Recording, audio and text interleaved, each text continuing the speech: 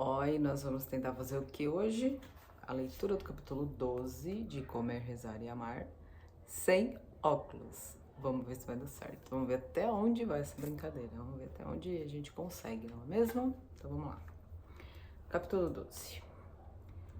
Em todas as grandes cidades do mundo ocidental, algumas coisas são sempre iguais. Os mesmos africanos estão sempre vendendo cópias das mesmas bolsas e óculos escuros de marca. E os mesmos músicos guatemaltecos estão sempre tocando a mesma música em suas flautas de bambu. Mas algumas coisas só existem em Roma.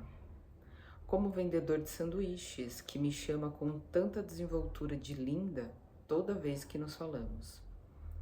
Quer este panino grelhado ou frio, Bela?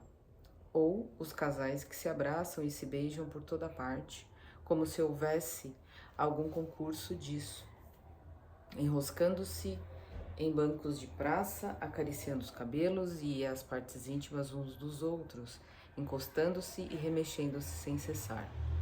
E há também os chafarizes.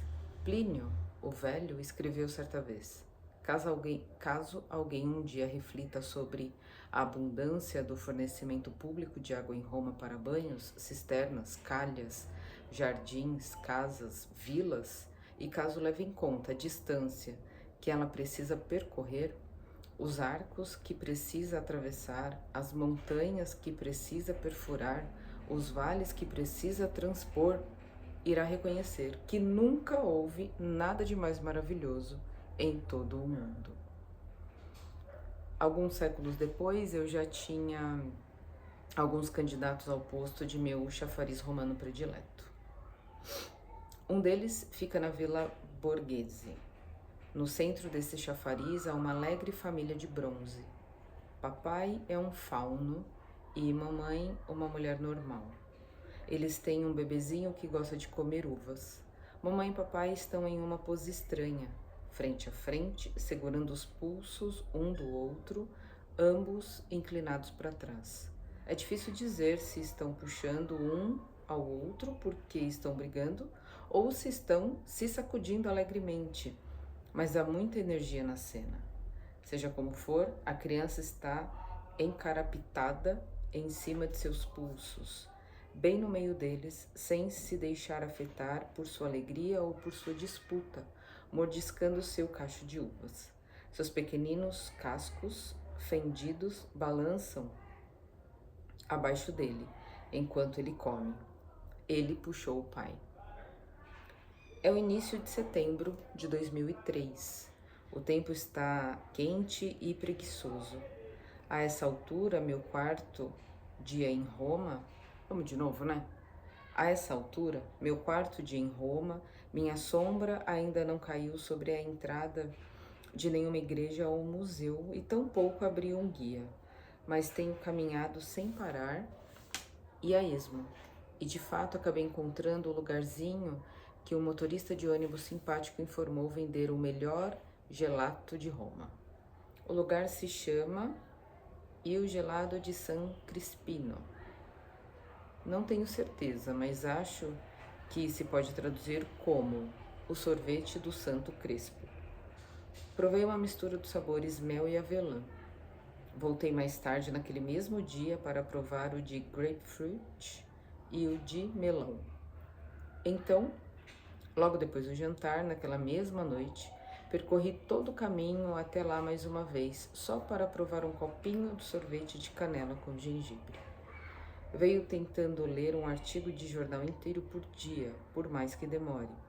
Consulto aproximadamente uma palavra a cada 3 no meu dicionário. A notícia de hoje era fascinante. É difícil imaginar uma manchete mais dramática do que obesità. I bambini italiani sono i più grassi d'Europa. Ó, tá sabendo que eu não sei o que eu tô lendo, né? Ainda mais esse negócio aqui de italiano. Bom, voltamos ao texto. Meu Deus, obesidade. Acho que o artigo está dizendo que os bebês italianos são os mais gordos da Europa. Depois de ler mais, fico sabendo que os bebês italianos são consideravelmente mais gordos do que os bebês alemães e muito consideravelmente mais gordos do que os bebês franceses. Felizmente não havia referência a qual seria a sua comparação com os bebês americanos. As crianças italianas mais velhas também estão perigosamente obesas nos dias de hoje, diz o artigo. A indústria da massa se defendeu. As alarmantes estatísticas sobre a gordura das crianças italianas foram reveladas ontem por, essa parte nem é preciso traduzir, uma Task Force Internazionale. Levei quase 1 hora para decifrar o artigo inteiro. Durante todo o tempo, eu estava comendo uma pizza e escutando uma das crianças italianas tocar acordeão do outro lado da rua. O menino não me pareceu muito gordo, mas pode ter sido porque ele era cigano. Não tenho certeza se não entendi direito a última linha do artigo, mas parecia que o governo estava dizendo que a única forma de lidar com a crise da obesidade da Itália era instaurar um imposto para quem estivesse acima do peso. Será que isso era verdade? Depois de eu passar alguns meses comendo deste jeito, será que vão me prender? Ele está preocupadíssimo. Cadê? Ah, tá. Também é importante ler o jornal todos os dias para ver como anda o Papa. Aqui em Roma, a saúde do Papa é registrada todos os dias no jornal, do mesmo jeito que a meteorologia ou a programação de TV. Hoje, o Papa está cansado. Ontem, o Papa estava menos cansado do que hoje. Amanhã esperamos que o Papa não esteja tão cansado quanto estava hoje. Isso aqui é um tipo de paraíso do idioma para mim. Para alguém que sempre quis falar italiano, o que poderia ser melhor do que Roma é como se alguém tivesse inventado uma cidade só para se adequar às minhas especificações, onde todo mundo, até as crianças, até os motoristas de táxi, até os atores comerciais, fala essa língua mágica. Enquanto eu estiver aqui, eles vão até imprimir os jornais em italiano. Eles não se importam. Eles aqui têm livrarias que só vendem livros escritos em italiano. Descobri uma livraria dessas ontem de manhã e tive a sensação de estar entrando em um palácio encantado. Tudo era em italiano, até as histórias do Senhor Seus, do Dr. Seus. Passei pela loja, tocando todos os livros, esperando que alguém que me viesse, ou que alguém que me visse, pensasse que eu era uma italiana. Ah, como eu queria que o italiano se revelasse para mim. Essa sensação me lembrava quando eu tinha 4 anos de idade e ainda não sabia ler, mas estava morrendo de vontade de aprender. Lembro-me de ficar sentada na sala de espera do consultório de um médico com a minha mãe, segurando uma revista de prendas domésticas na frente do rosto, virando as páginas devagar, encarando o texto e esperando que os adultos da sala de espera pensassem que eu estava lendo de verdade. Desde essa época, eu não me sentia tão carente de compreensão. Encontrei alguns livros de poetas americanos nessa livraria, com a versão original em inglês impressa em uma página e a tradução italiana na outra.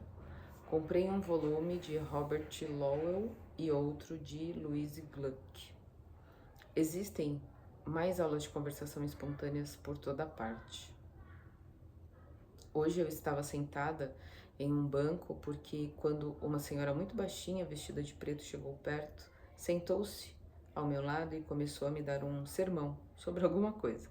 Sacudi a cabeça, muda e sem entender. Pedi desculpas, dizendo em italiano, muito educado: desculpe, mas eu não falo italiano.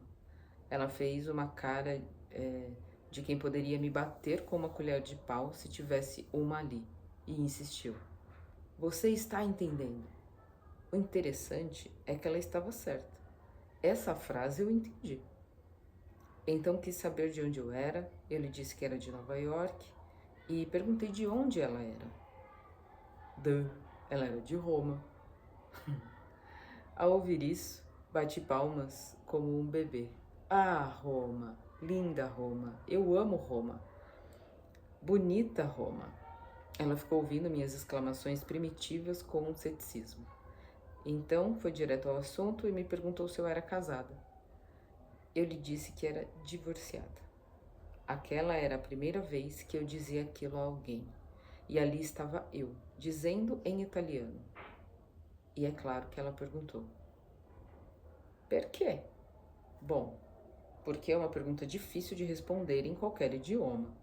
Gaguejei e finalmente consegui dizer. Cadê? Ah, gli abbiano rotto, sei lá, alguma coisa assim. Nós terminamos. Ela aqueceu, levantou-se, subiu a rua até seu ponto, subiu no ônibus e sequer se virou para olhar para mim novamente. Será que ela estava com raiva de mim? Estranhamente, fiquei esperando por ela naquele banco de parque durante 20 minutos, pensando de forma irracional que ela poderia voltar e continuar nossa conversa, mas ela nunca voltou. Seu nome era Celeste, pronunciado com um tch duro, com um em cello. Mais tarde, naquele mesmo dia, encontrei uma biblioteca. Ai, como eu adoro biblioteca. Já que estamos em Roma, essa biblioteca é um lindo prédio antigo e no interior há um jardim que você nunca teria adivinhado que existe se houvesse apenas olhado o lugar da rua. O jardim é um quadrado perfeito, salpicado de pés de laranjeira e com um chafariz no centro. Pude ver imediatamente que aquele chafariz seria um competidor para o posto de meu preferido em Roma, embora ele fosse diferente de todos os que eu já havia visto. Para começar, não era esculpido em mármore imperial. Aquele era um chafariz pequeno, verde, musguento, orgânico. Parecia um tufo de samambaias, desgrenhado e úmido. Na verdade, era exatamente igual à abundante folhagem que crescia da cabeça da figura em postura de prece que o velho xamã indonésio havia desenhado para mim. A água jorrava do centro desse arbusto verdejante e em seguida respingava sobre as folhas, fazendo subir pelo jardim inteiro um som lindo e melodioso. Encontrei um banco debaixo de uma laranjeira e abri um dos livros de poesia que havia comprado na véspera. Louise Gluck. Li o primeiro poema em italiano, depois em inglês, e me detive na seguinte estrofe. Dal centro della mia vita venne una grande fontana. Do centro da minha vida veio um grande chafariz. Larguei o livro no meu colo, trêmula de alívio. Olha, até aqui foram mais ou menos 13 minutos de leitura, sem óculos, e parece que deu tudo certo. Então, até amanhã.